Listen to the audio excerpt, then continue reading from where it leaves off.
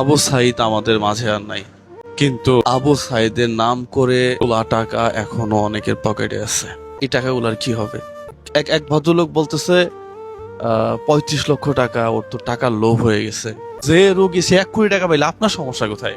ধিক্কার জানাই তোমাদেরকে। তোমরা আসো খালি জুয়েল ভাই কি বিক্রি করে।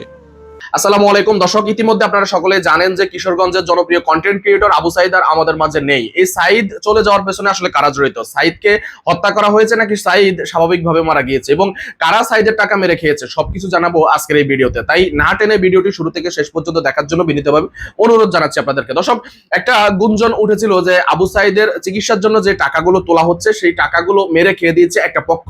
অবশেষে সেই পক্ষের নাম প্রকাশ পেয়েছে। তারা আবু সাইদকে সঠিকভাবে টাকাটা হস্তান্তর না করার কারণে এবং আবু সাইদের সঠিকভাবে ট্রিটমেন্ট না হওয়ার কারণেই কিন্তু আবু সাইদ আজকে চলে গিয়েছে। বাঁচা মরা উপর আল্লাহর হাতে, কিন্তু আমরা তো আবু সাইদকে বাঁচানোর জন্য চেষ্টা করতে পারতাম।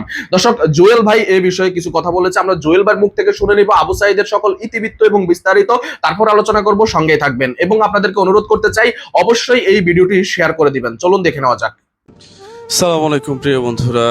আবু সাইদ আমাদের মাঝে আর নাই, কিন্তু আবু সাইদের নাম করে তোলা টাকা এখনো অনেকের পকেটে আছে। এই টাকাগুলোর কি হবে?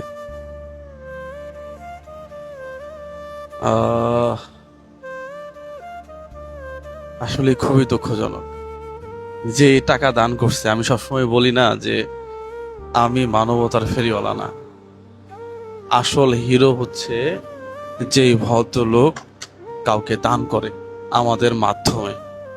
আমরা শুধু মাধ্যম হিসাবে কাজ করি।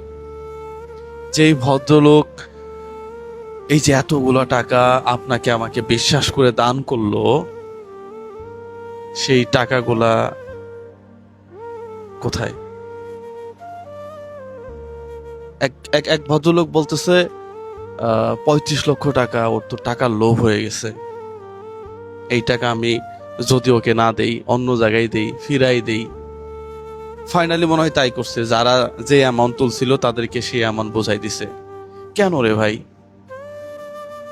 যে বিদেশ থেকে টাকা দান করছে সে কি চিন্তা করছে যে আবু সাইদের 30 লক্ষ হইলো, 35 লক্ষ হইলো না 50 লক্ষ হইলো? যে রোগী সে 1 কোটি টাকা পাইলে আপনার সমস্যা কোথায়? আমি তো এখানে সমস্যা দেখি না। এই যে আবু সাইদ ছেলেটা আজকে পৃথিবী থেকে চলে গেল, তার ফ্যামিলি যদি 50 লক্ষ টাকা সাপোর্ট পায়, আপনার সমস্যা কোথায়?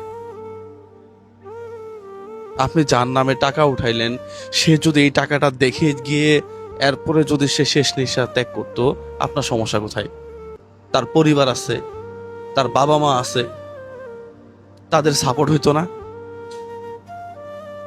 ধিক্কার জানাই তোমাদেরকে। তোমরা আসো খালি জুয়েল ভাই কি বিক্রি করে। এটা একটা হালাল পেশা, এটা নিয়ে পরে আলোচনা করব। কাজটা খুবই খারাপ হয়েছে আমার কাছে মনে হয়। এত সমালোচনা করার দরকার ছিল না তো। তুমি একবারও দেখতে যাও নাই আবু সাইদকে, তুমি একবারও আবু সাইদকে 1 টাকা হেল্প করো নাই, শুধু কন্টেন্ট বানাইছো যে অমুক মেরে খেয়েছে, অমুক কেন 35 লক্ষ টাকার লোভ হয়ে গেছে, এখন টাকার নেশা উঠছে, এগুলা বলছো। দামাক খাটায় চিন্তা করো।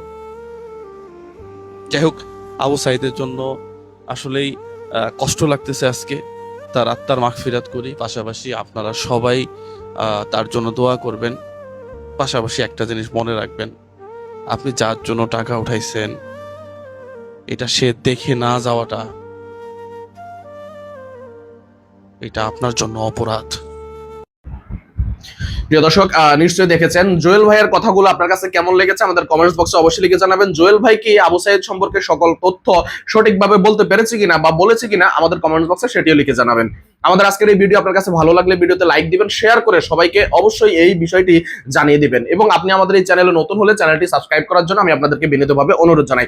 দর্শক, সকলে ভালো থাকবেন এবং সুস্থ থাকবেন। ইনশাআল্লাহ পরবর্তী ভিডিওতে আপনাদের সঙ্গে আবারও দেখা হবে। সেই পর্যন্ত আপনাদের সকলের সর্বাঙ্গীন মঙ্গল কামনা করছি এবং বিদায় নিচ্ছি। আসসালামু আলাইকুম ওয়া রাহমাতুল্লাহি ওয়া বারাকাতুহু।